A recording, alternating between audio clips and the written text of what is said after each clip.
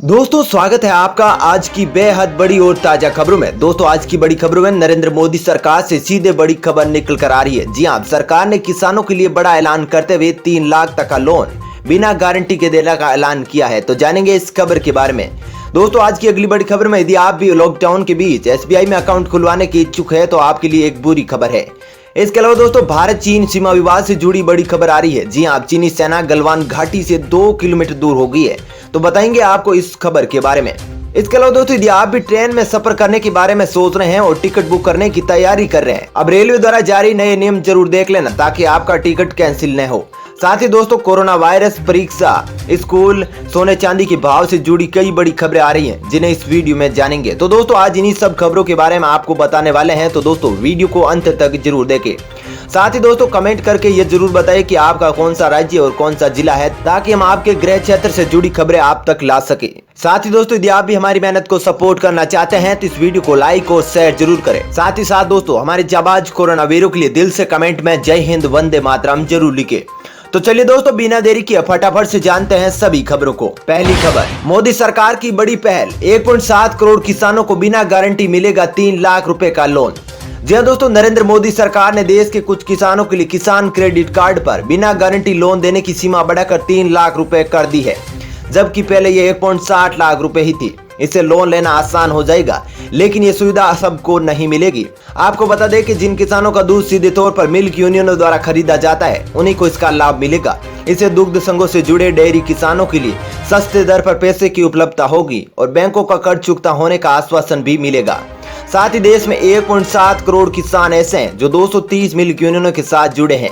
अगर ये लोग अपना कारोबार लेने के लिए पैसा चाहते हैं तो उन्हें बिना गारंटी के पैसा मिलेगा, क्योंकि इनकी गारंटी मिल्क यूनियनों के पास होती है, वहां से सरकार अपना पैसा ले सकती है।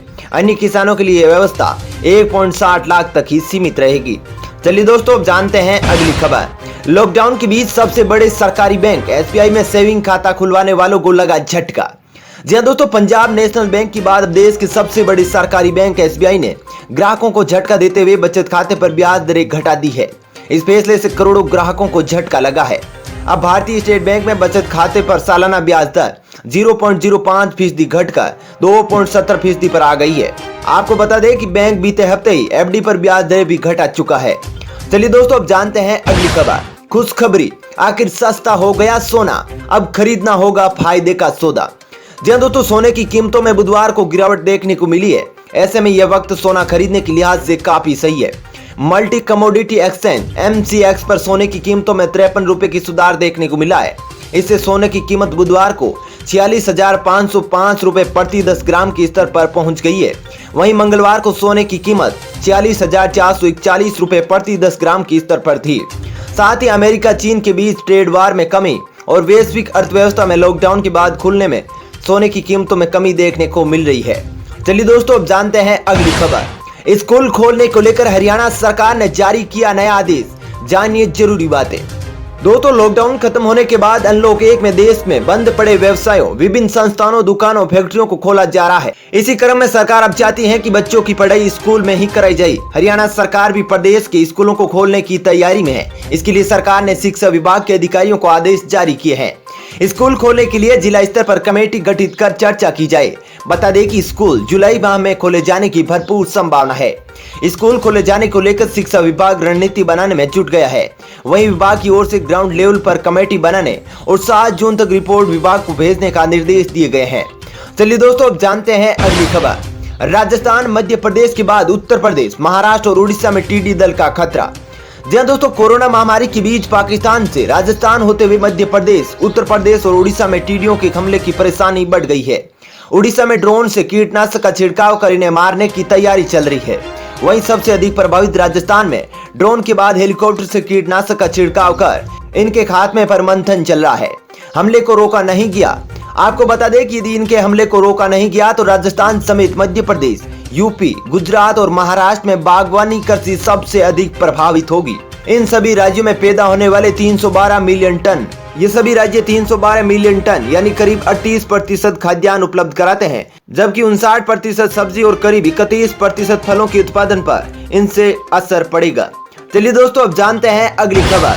एलआईसी पर तनाव घटा, गलवान घाटी में 2 किलोमीटर पीछे हटी चीनी सेना। जी दोस्तों, लद्दाख की गलवान घाटी में भारत और चीन की सेनाएं कुछ पीछे हट गई है।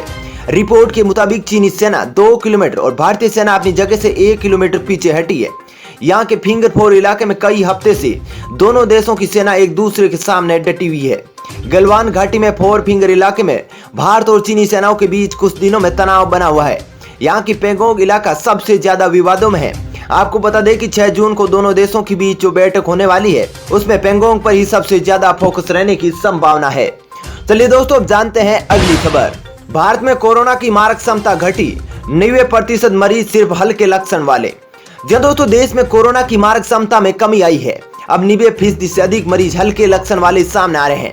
ये कहना है एम्स निदेशक डॉक्टर रणदीप गुलेरिया का। उनके मुताबिक शुरू में जो वायरस था वह गंभीर लक्षणों वाला था, उससे प्रभावित लोगों को आइसोलेशन में रखा गया, इसलिए वह ज्यादा नहीं फैला। चलिए दोस्तों, अब जानते हैं अगली खबर। कोरोना वायरस से बचने के लिए कौन सा मास्क है बेहतर, इस स्टडी में हुआ खुलासा। जी हाँ दोस्तों, कोरोना वायरस से जंग लड़ने में मास्क बहुत जरूरी हथियारों में से एक है। इन दिनों लोग कई तरह के मास्क का इस्तेमाल कर रहे हैं। वहीं मास्क को लेकर की गई 172 स्टडी के विश्लेषण से कुछ खास बात पता चली है।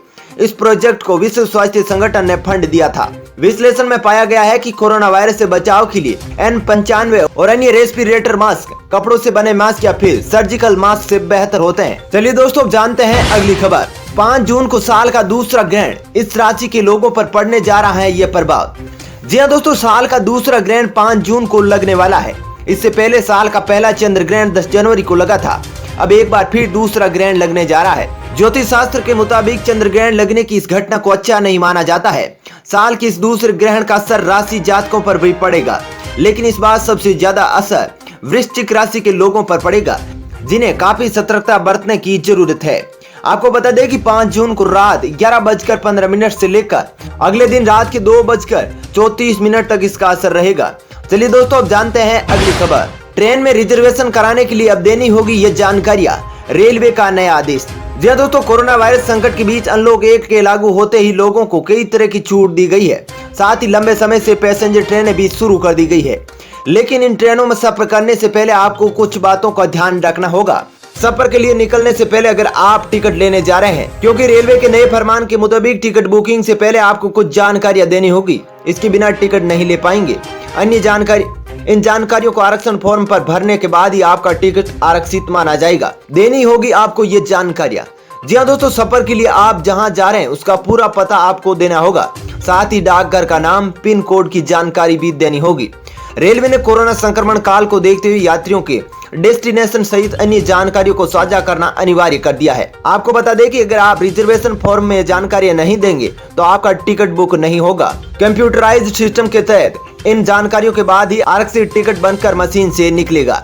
चलिए दोस्तों, अब जानते हैं अगली खबर। दिल्ली आए तो 7 दिन रहना होगा क्वारंटाइन, कोरोना केस बढ़ते देख सख्त हुई सरकार। जी हाँ दोस्तों, कोरोना के बढ़ते संक्रमण को देखते हुए दिल्ली में सरकार ने बाहर से आने वाले घरेलू यात्रियों के लिए नियमों में बदलाव कर दिया है। सरकार ने आदेश जारी करते हुए कहा है कि राजधानी में जो भी बिना घरेलू यात्री आएगा उसमें कोरोना के लक्षण न होने की स्थिति में भी उसे 7 दिन के लिए होम क्वारंटीन में रहना होगा। इस नियम का पालन सख्ती से करने के आदेश दिए गए हैं। साथ ही इसके लिए जिलों के डीएम को यह सुनिश्चित करने के आदेश दिए गए हैं कि ऐसे यात्री हर हाल में 7 दिन तक होम क्वारंटाइन में ही रहें।